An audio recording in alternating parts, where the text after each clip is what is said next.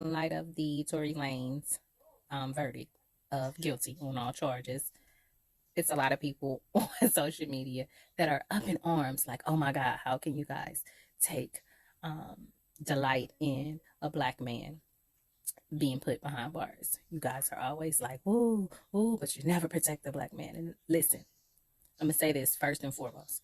No one is excited about a brown, melanated man going to jail. He has a little child. No child should have to grow up without a father and mother.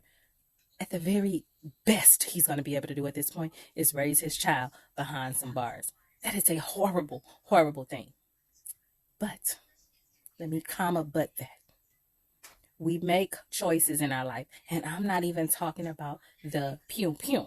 I'm not talking about that because none of us were actually there.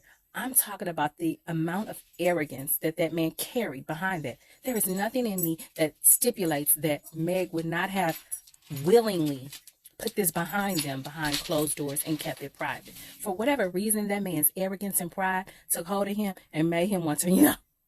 And when that man decided to put that woman out there as promiscuous and a harlot to justify his misdeeds, what he did was send his dogs out to hunt. And once he did that, he could not bring the mugs back in. At that point, it became a battle of egos. And at that point, the government got involved, and there was no bringing those dogs back in without some sort of reward. At this point, what we know to be true is that doctors removed bullet shrapnel out of that woman's feet. So somebody shot her. For sure. They pew into her feet. Whether it was intentional, everything in me says that something happened that night and they all were bickering about some love triangle and some things went on that honestly they were inebriated and that stuff could have been put behind them because they were all, to me, had something wrong. But the reality of it is she walked away limping with shrapnel in her feet, and she deserves justice for that. At the very least, an apology and some privacy. And you would not get, that black man would not give her that. So the reality of it is I feel bad that we are so arrogant at times that we don't know when to shit. For one, I don't care how promiscuous that woman is. If she slept with the whole rap industry, it's not our business. That has nothing to do with the fact that she has shrapnel in her feet. So be very clear on that. People act like prostitutes don't get raped. People act like serial killers do not target prostitutes or less fortunate people to do harmful deeds to. Just because people have iniquities and sins that they will have to answer for at the end of their journey does not mean that they deserve to have injustice. The laws were created for everybody, including people who have lost their parents. And in the height of where they should have been happy, they were extremely sad and they needed somebody to touch them just to make them feel alive. I'm not saying Meg was great for whatever her actions were, but whatever those actions were definitely a result of everything that was going on within her. Number two, have y'all heard that woman's music? Y'all act surprised. Y'all act new to this. Like, listen, she sing about all of it. Why are y'all surprised that it's true in real life? And right now, because she's in a relationship, she's extremely embarrassed about the lessons that she had to learn because of the pain that she was going through innately at that point in her life. And to say that she doesn't deserve justice when shrapnel was in her feet is crazy. Number three, the only reason this boils down to race is because that's what people would love to see. When we stand up and say Black Lives Matter because things are happening in our community from other cultures coming in, doing things to us, they remind us, well, what about black on black crime? What are y'all doing about that?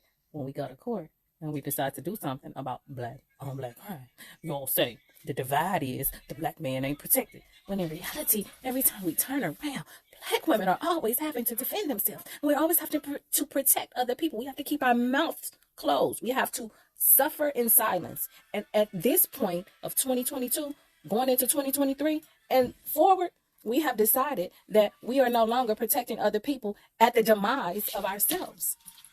It's unfortunate when people do things to you. Other cultures, other people of the same culture, whatever it is. But be very clear going into the future. In order for us to stop the divide of other people coming in and trying to divide women, trying to divide black women, trying to divide black women and black men, trying to divide black people and white people, human race, what we have to decide is good people will stand with good people. That's it, period, point blank. And I don't say that in this kumbaya kind of way, like, oh, all of the things that we have to fight for will disappear.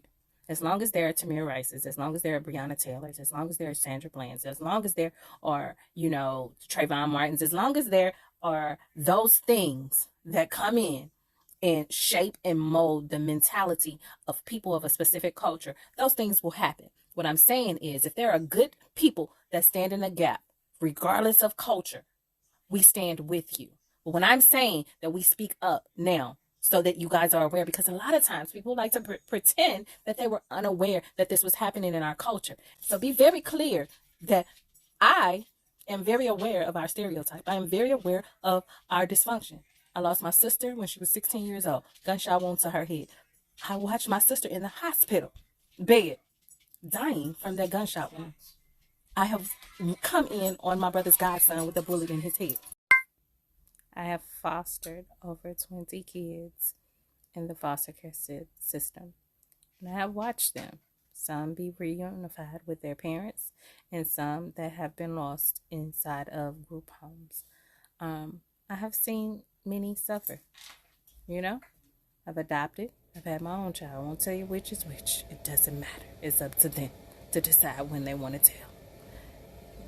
But what you have to comprehend is that as long as I know that the dysfunction from where I come from exists, I don't care how far I get in this life. If God allows me to continue to travel far in this life, I will always go back and pick up those that look like me who want out. I will always go back and try to do my part. And as long as I'm doing that, I will be vocal about the iniquities that stand because they pain our culture. That's not me separating. That's me being vocal about what exists. And those who stand in the gap, good people that stand in the gap, other cultures will understand that. Other women, I don't care what color we are. I don't care what culture we are. I don't think that we should allow anybody to divide us. I don't care if it's promiscuous women or if it's this culture of very spiritual women. A woman should always cover her woman because we know what it takes. So, needless to say, I stand with Meg not because I'm happy to see a melanated man be put behind bars and taken away from his son. I do not delight in that at all. I am a young lady that grew up without a father, and I don't think any child should ever have to do that at all. We need our fathers as much as we need our mothers. Specific things that they can teach us that our mothers cannot, but our mothers do the best they can, and we hope we turn out okay with the trauma and we get through it. But I stand with Meg because I do feel that if people do specific things, they should be accountable for their actions.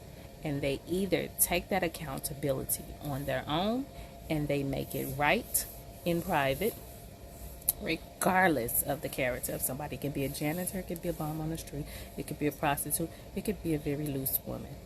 I don't care about their character. I care about the misdeed that you do. Misdeed does not equate to miscarriage of justice. Do you understand me?